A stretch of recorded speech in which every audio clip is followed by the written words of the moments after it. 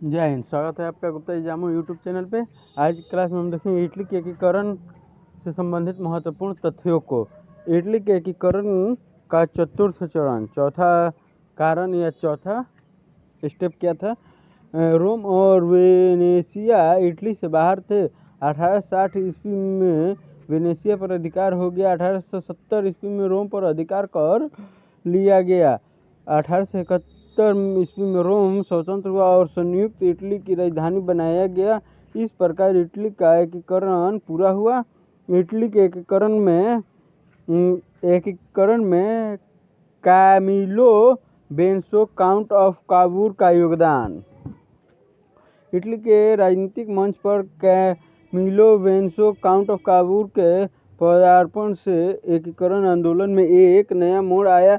Italy को Austria की अधीनता से मुक्त करना काउंट काबूर की नीति थी। वह इटली के एकीकरण को पिडमांट सार्डिनिया के नेतृत्व में पूरा करना चाहता था।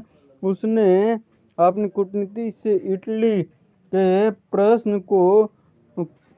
प्रश्न को यूरोपीय अभिरुचि का प्रश्न बना दिया।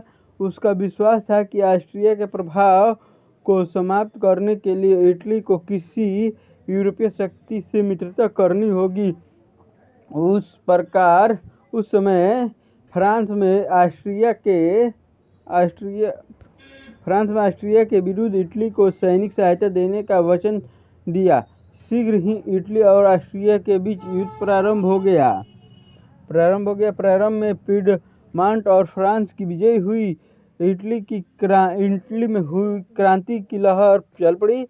टस्कनी, मोडेना और पार्मा की जनता ने अपने शासकों के विरुद्ध विद्रोह कर दिया। इस समय नेपोलियन तृतीय ने ऑस्ट्रिया से विराम संधि कर ली। ऑस्ट्रिया सार्डिनिया युद्ध का एक महत्वपूर्ण परिणाम यह हुआ कि इससे इटली के एकीकरण आंदोलन को बल मिला। युद्ध कला में ही मध्य इटली के राज्यों में राष्ट्रीयता की भावना प्रबल हो चुकी थी।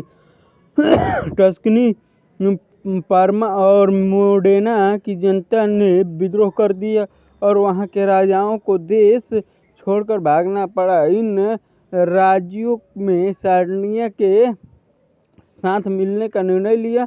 इटली के एकीकरण में गैरिबाल्डी का योगदान। काउंट काबूर के प्रयत्नों के फलस्वरूप संयुक्त इटली के लिए आधार तैयार हो चुका था, लेकिन अभी उसका एकीकरण पूरा नहीं हुआ था। अभी नेपुलस, सिसिली, वेनेशिया और रोम पर अधिकार करना बाकी था। मई 1860 ईस्वी में गैरिबाल्डी ने सिसिली पर आक्रमण कर दिया। नेपुलस और सिसिली को जीतने के बाद उसने रोम को जीतने की योजना बनाई। 18 फरवरी 1861 ईस्वी में सार्डिनिया की राजधानी को नवीन संसद का